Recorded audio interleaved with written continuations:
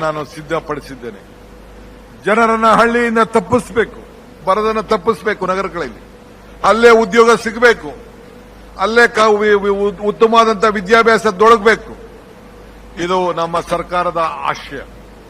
ಇದರಿಂದ ಹಿಂದುಳಿದ ತಾಲೂಕುಗಳಿಗೆ ಉದ್ಯೋಗ ಸೃಷ್ಟಿಯಾಗಲಿಕ್ಕೆ, ಈಗಾಗಲೇ ಕೈಗಾರಿಕೆಗಳು ಬೆಳವಣಿಗೆ ಆಗಲಿಕ್ಕೆ, ಜೊತೆಗೆ ಸಮತೋಲಿತ ಅಭಿವೃದ್ಧಿ ಮತ್ತು ದಾರಿಯನ್ನ ಮಾಡಿಕೊಡಬೇಕು ಅನ್ನೋ ದೃಷ್ಟಿಯಿಂದ ರೈತರ ಬಲಕ್ಕೆ ಬೆಂಬಲವನ್ನು ಕೊಡಬೇಕು ಅಂತ ಹೇಳಿ ಈಗಾಗಲೇ ಕಾರ್ಯಕ್ರಮವನ್ನು ನಾವು ರೂಪಿಸಿದ್ದೇವೆ. ಆದ್ದರಿಂದ ಇವತ್ತು ನಮ್ಮ ಕೃಷಿ ನಮ್ಮ ಆರ್ಥಿಕತೆಯ ಬೆನ್ನೆಲುಬು.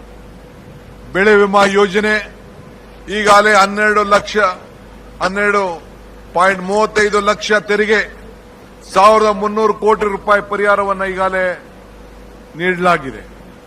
ಈ ಮುಂಗಾರಿನಲ್ಲಿ ದಾಖಲೆಯ 25 ಲಕ್ಷ ರೈತರ ಬೆಳೆ ವಿಮಾ ಯೋಜನೆಯನ್ನ ನೋಂದಾಯಿಸಿಕೊಳ್ಳಲು ಅವಕಾಶವನ್ನು ನಾವು ಕಲ್ಪಿಸಿಕೊಟ್ಟಿದ್ದೇವೆ. ಆ ರೈತರು ಕೂಡ ಈಗಾಗಲೇ ನೋಂದಾಯಿಸಿಕೊಂಡಿದ್ದಾರೆ.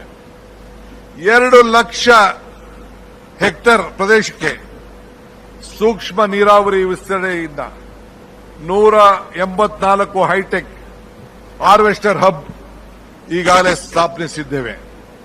ಹಾಲು ಉತ್ಪಾದನೆಗೆ ಪ್ರೋತ್ಸಾಹಧನ ಯೋಜನೆ ಅಡಿಯಲ್ಲಿ ಕಳೆದ 1 ವರ್ಷದಲ್ಲಿ ರಾಜ್ಯದ 9 ಲಕ್ಷ ರೈತರ ಖಾತೆಗೆ 2600 ಕೋಟಿ ರೂಪಾಯಿಯನ್ನ ನೇರವಾಗಿ ಯಾವ ಮಧ್ಯಸ್ಥಿಕೆಯಿಲ್ಲದೆ ಅವರ ಅಕೌಂಟ್ಗೆ ಈಗಾಗಲೇ ನಾವು ವರ್ಗಾಯಿಸಿರುವುದು ನಮ್ಮ ರೈತರು ತಿಳಿದಂತ ವಿಚಾರ.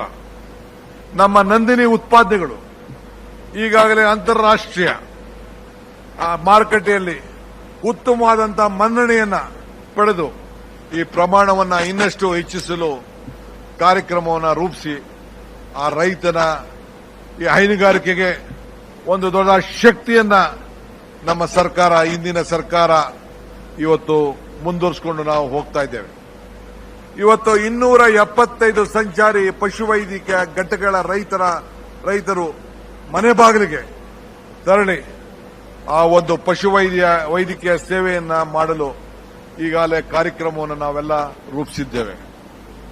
ಒಬ್ಬ ವ್ಯಕ್ತಿ ಯಾವ ಜಾತಿ ಯಾವ ಧರ್ಮ ಹುಟ್ಟಿದ್ರು ಎಂಬುದು ಮುಖ್ಯ ಅಲ್ಲ, ಎಲ್ಲರಿಗೂ ಕೂಡ ಸಮಾನ ಅವಕಾಶವನ್ನು ಸಿಗಬೇಕು.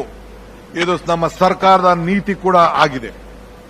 ಆದ್ರಿಂದ ಈ ವರ್ಷದಲ್ಲೇ 44,631 ಕೋಟಿ ರೂಪಾಯಿ ಪರಿಶಿಷ್ಟ ಜಾತಿ ಮತ್ತು ಪರಿಶಿಷ್ಟ ಪಂಗಡ ಕಲ್ಯಾಣಕ್ಕಾಗಿ ಮೀಸಲಿಟ್ಟಿದ್ದೇವೆ.